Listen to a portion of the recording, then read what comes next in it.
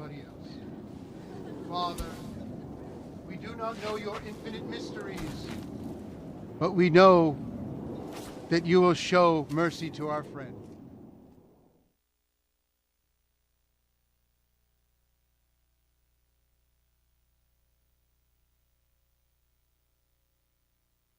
Well, everybody, it's finally here. One of the last hurrahs of this console generation has arrived from Rockstar, Grand Theft Auto 5. Now, I'm not going to beat around the bush here. GTA 5 is the best game I've played in years. Everything about GTA 5 just screams perfection. There's so much detail and so much life to everything in Los Santos that I could see myself playing this game years down the road. It pushes everything about the Xbox 360 and the PlayStation 3 to their very limits, and I think it might even be one of the best looking multi-platform games around. Without further ado, let's dive right into the details. GTA 5 almost seems like a sort of swan song for Rockstar. They've taken nearly everything they've learned about their previous games and mixed it into GTA 5. For example, the gunplay from Max Payne 3 is here, and the vehicles are more similar to Midnight Club. And there's plenty of fine-tuning to make things run a lot smoother, at least a lot smoother than Grand Theft Auto 4. A lot of the features that were in GTA San Andreas make a return here, thankfully, and there are many, many different activities to do and many different missions to take. Not to mention that the entire game is absolutely huge, because the game world is 49 square miles, and it has many different landscapes, from deserts to forests to upscale neighborhoods to slummy ghettos. It emulates the Los Angeles area pretty well. You play as three individuals, Michael, Franklin, and Trevor. The cool thing about this iteration in the series, though, is that you could switch between these characters whenever you want, pretty much almost instantly. You will then pick up right where they left off. I've switched to Trevor before, only to have him get thrown out of a local gentleman's club. Likewise, the person you switch away from will continue to go on autopilot throughout the rest of their day, as they see fit. During missions, you'll be able to switch between characters to get different viewpoints and perspectives of the situations that you run into on the fly. This is pretty useful during heist missions where you get to choose your approach in order to steal valuable assets, such as robbing a bank or something like that.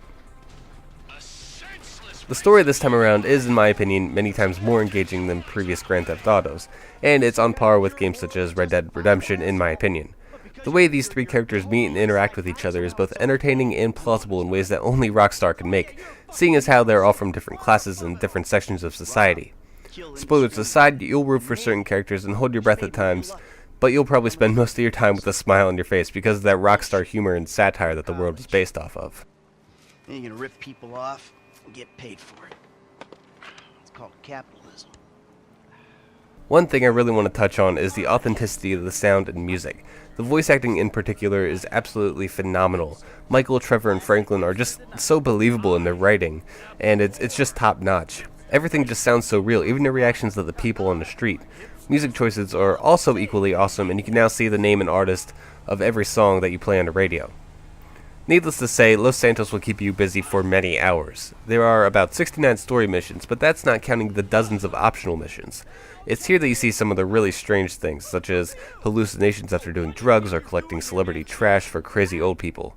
There are also optional activities such as triathlons, tennis, investing in a stock market, owning property, exploring the ocean floor, many forms of racing, and even skydiving, and that's not even the entire list.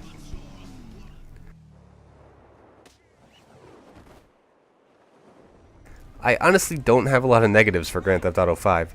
The few things I did encounter are nitpicks at the most, such as texture and item pop-in if you're driving too fast.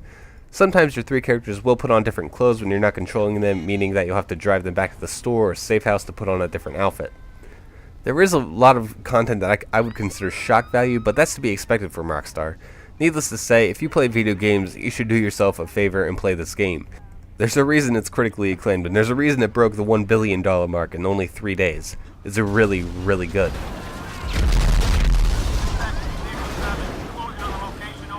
Just as a quick note, the multiplayer is not quite ready, but it will be in a few short days. It looks excellent, and it seems that you'll be able to do most of the activities that you do in single player just online with your friends, and there will even be exclusive missions and heists and things like that. So you'll be able to see our impressions about that when it releases on October 1st or shortly after.